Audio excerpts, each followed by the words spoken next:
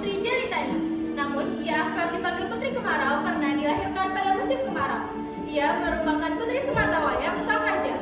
Ibunda sang putri baru saja wafat. Sebagai putri tunggal, ia sangat disayangi oleh ayahnya. Negeri yang dipimpin ayahnya sangat makmur dan tentram. Suatu ketika, negeri itu dilanda oleh musim kemarau yang sangat panjang.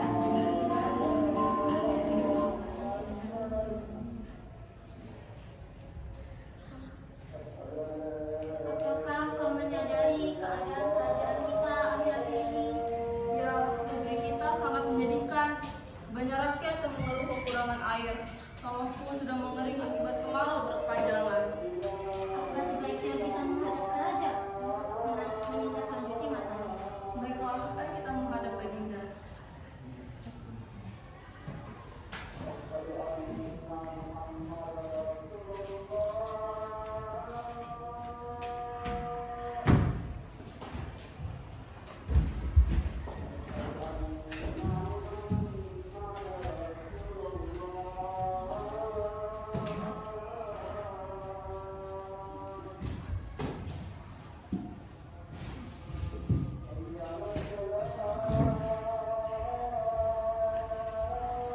Setibanya di kerajaan,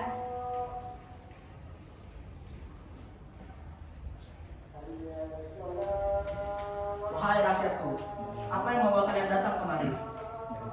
Maaf atas kedatangan kami yang tiba-tiba. Kedatangan kami kemari ingin meminta kepada Baginda untuk menindaklanjuti masalah yang ada di kerajaan kita saat ini. Ya, setelah memikirkan hal tersebut, siang ini akan ada peramal yang datang ke kerajaan ini untuk mencari jalan keluar dari permasalahan ini. Baiklah, kami dan rakyat lain akan menunggu kabar baik dari Baginda.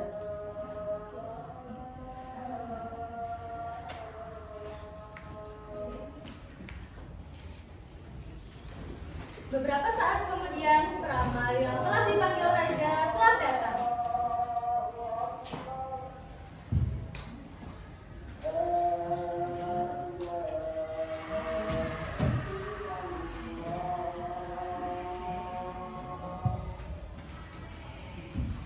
Ada apakah Baginda mengundang saya datang kemari? Saya mengundang kamu kemari untuk mencari jalan keluar dari permasalahan yang sedang terjadi di negeri kita. Mohon maaf Baginda, saya tidak dapat menemukan solusi atas masalah di negeri ini. Pak, lalu siapakah yang dapat menyelesaikan masalah di negeri ini? Kasihan semua rakyatku, mereka menderita akibat kemarau ini. Maaf Baginda, saya sudah berusaha semaksimal mungkin. Tetapi saya mendengar bahwa ada peramal yang lebih sakti. Ia tinggal di desa yang jauh dari kerajaan ini. Benarkah? Baiklah, saya akan berangkat ke desa itu.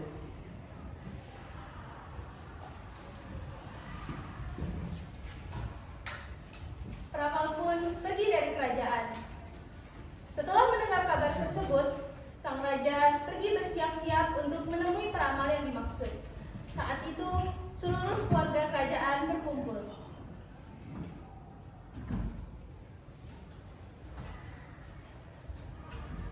Ada apa ayah? Putriku, ayah akan pergi untuk menemui seorang peramal di desa Terpencil. Untuk sementara, bisakah ayah percayakan kerajaan ini kepadamu? Baiklah ayah, kau bisa mempercayakan kerajaan ini kepadaku. Terima kasih, putriku. Raja pun segera pergi dan meninggalkan kerajaan. Saat itu, beberapa lama kemudian, raja pun berangkat untuk menemui peramal yang dimaksud. Beberapa lama kemudian, raja pun tiba di kediaman peramal yang dituju.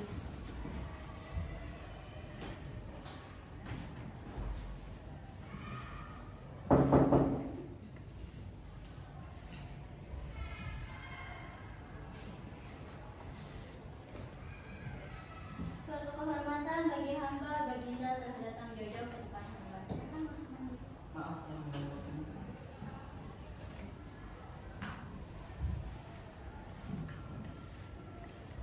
Apa yang membuat Baginda datang? Wahai peramal, negeriku tengah dilanda dengan kemarau yang sangat panjang. Rakyatku kesulitan dalam menghadapinya, dan aku tidak dapat menemukan cara untuk melewati masalah ini. Apakah kau ada cara untuk menolongku? Baginda, terdapat sebuah petunjuk yang dapat membawa permasalahan tersebut keluar dari kerajaan. Petunjuk tersebut terdapat pada mimpi sang putri. Benarkah? Baiklah, akan kutanyakan hal ini kepada putriku. Terima kasih, Peramal. Raja pun meninggalkan rumah pelaman. Beberapa lama kemudian, raja pun tiba di kerajaan dan segera menemui putrinya.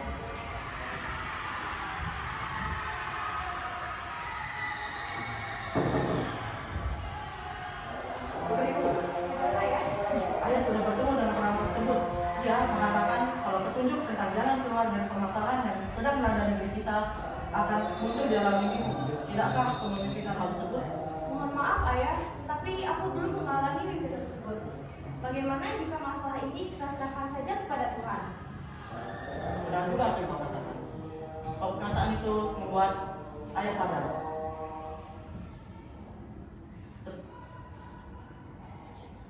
Maafkan ayah, putriku. Malam pun tiba.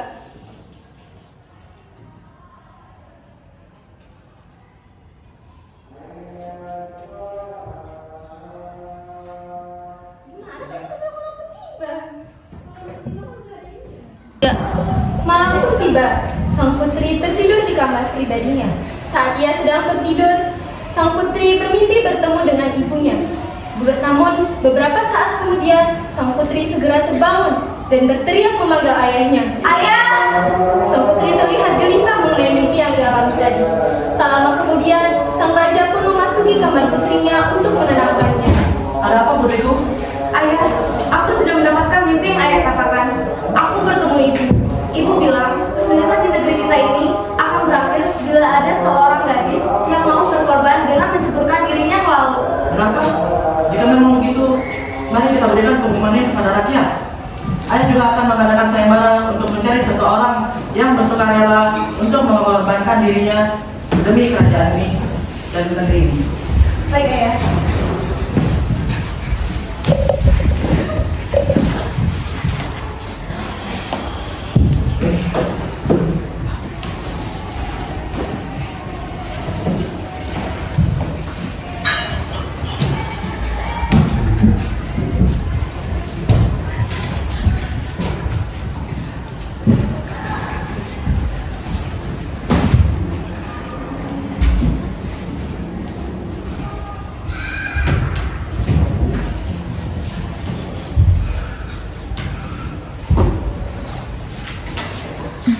Pada keesokan harinya, sebelum raja ingin mengumpulkan rakyatnya, hal yang tidak terduga terjadi. Wahai ayah, Ada apa, anakku? setelah aku pikir-pikir, aku rela mengorbankan jiwaku dengan ikhlas demi kepentingan di negeri ini. Apa? Jangan! Engkaulah satu-satunya yang punya. Kau juga yang melanjutkan tahta kerajaan ini. Lebih baik aku saja yang menjadi korban daripada seluruh warga di negeri ini. Barangkali itu sudah menjadi takdirku. Baiklah, jika itu yang kau mau. Malam ini kita akan pergi ke pihak. Baik ayah.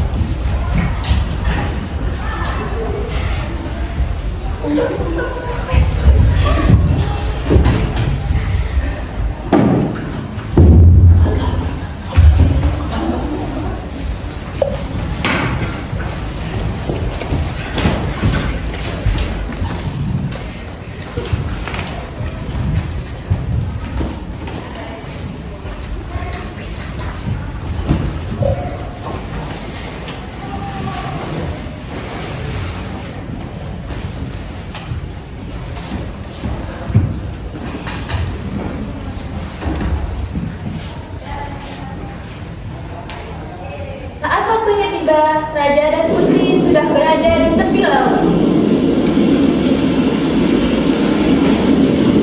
Putriku, kalau kau yakin akan melakukan semua ini, Aku sangat yakin ayah. Ikhlaskan pekerjaanku dan maafkan semua kesalahanku.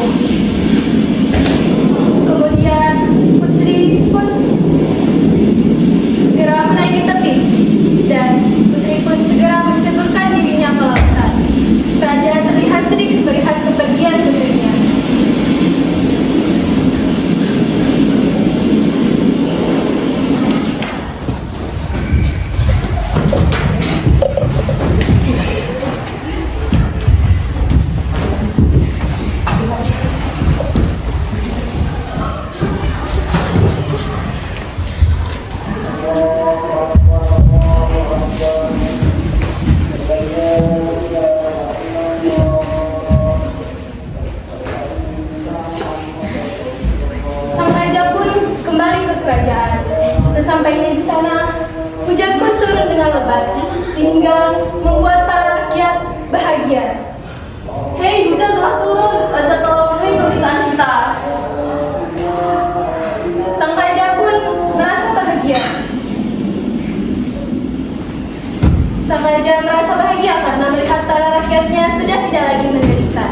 Tetapi di saat yang bersamaan, ia merasa bersalah karena sudah mengorbankan putri sematawayangnya.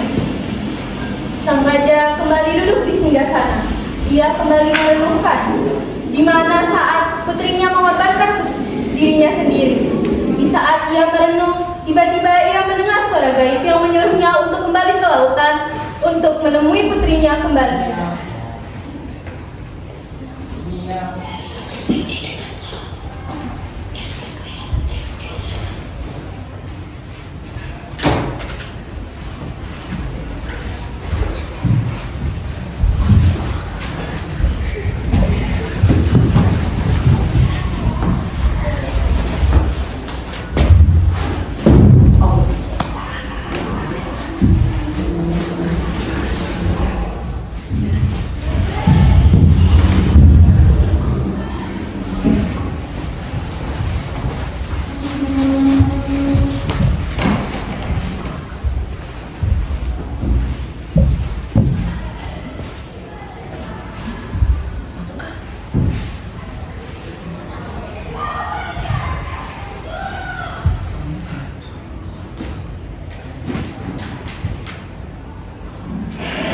Sang raja pun pergi kembali ke lautan dan dia menemui putrinya kembali.